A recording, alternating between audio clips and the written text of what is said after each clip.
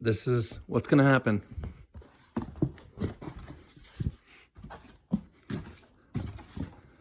I have got this all repacked, all packed up.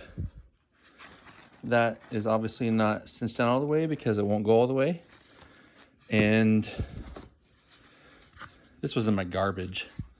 That's why I got oil on it, not from anything in here, but. And then the two bearings, the two throwout bearings that I was given. So, little catch up. There's a little clip of me trying to get that bearing to seat in further. So shout out to Shane at Silver Sports. He helped me after hours on his own time, on a FaceTime, to try to get me to see if I can get that fixed. And what's happening is that bearing is not seating into the transmission properly in these synchro teeth. And I don't even know how it came out. It must be such a small little lip, but I was so careful when I pulled this bearing off.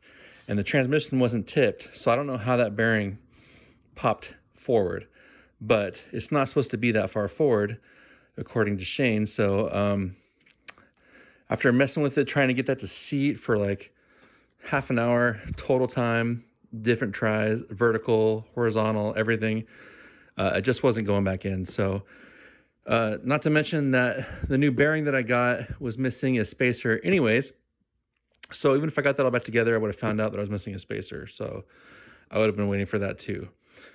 But basically the best course of action is to send this all back. I got it all packed up. Original packing, I saved it all. I'm glad I did. And ship it back. They are going to take care of that, get that to seat properly. And they're going to put the bearing on that was originally supposed to come with this transmission but was out of stock when they shipped it. So supply issues forced them to switch to these bearings, and they didn't really know for sure exactly which worked, which kind of sucks because they both technically should work, but they're both,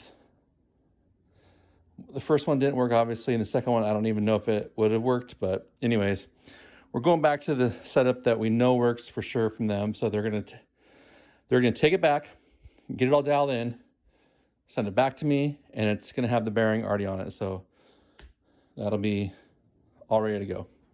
So this is going out tomorrow. I don't have staples, so I'm gonna tape it up, but that's it. And then I guess we'll work on the hydraulics. Check out this little teaser. And I got another little teaser.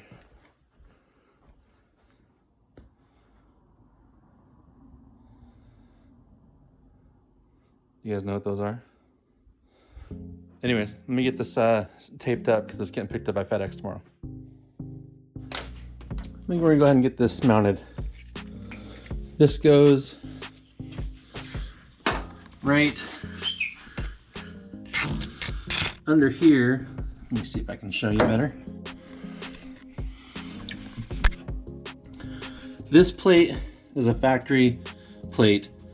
This needs to come off. And then we'll take, hold on.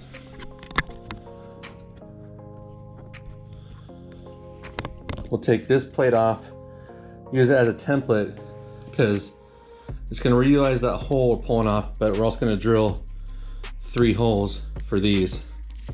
And then this will sit like this underneath your master cylinder. We'll pull this plate off and mark some holes. Screw size is quarter inch heads.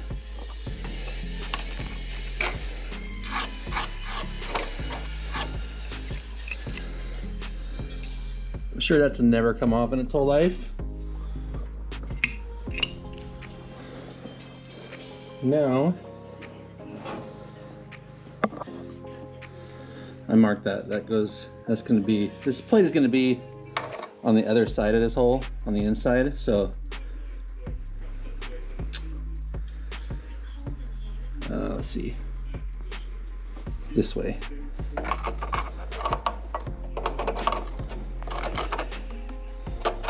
So there's a bump right here, right there.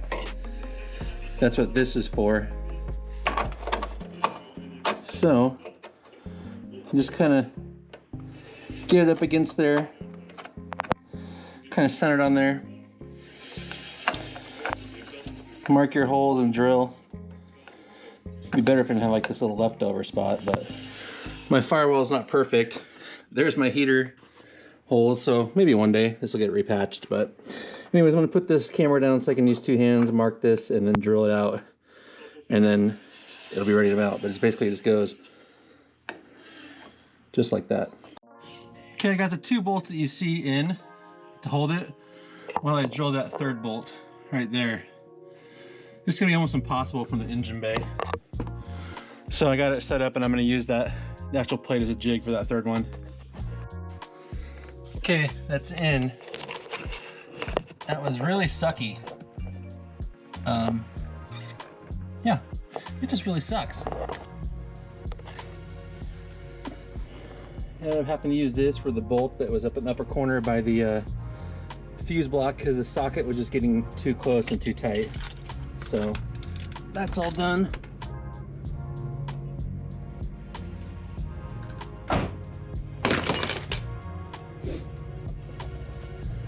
And it's good to go right there.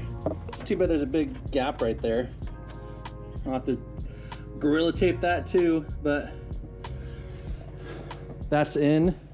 And I recommend, I don't even know how you do that by yourself. That would be so hard to do by yourself, just for the fact that you really need someone on each side. So if you're thinking about doing that, get someone to help you. One on the inside, one on the outside. So Caleb helped me with that. That is in. So now we can mount this guy. Yeah, let's think about doing this. This needs to be up higher. Thinking maybe like up here. Yeah, I think I might go right there. It's got to go to that right there. Yeah, I think that'll be good. I could put it right there, but then things will start getting clustered. I don't know, let me think about it. You'll see when it's on. Okay, my friends. The rod is up in there. Got everything in the way, but there it is. On the top hole, like suggested. And it's not fully tightened or adjusted because I think that'll come later. But got pretty good matching pedal height. Good throw.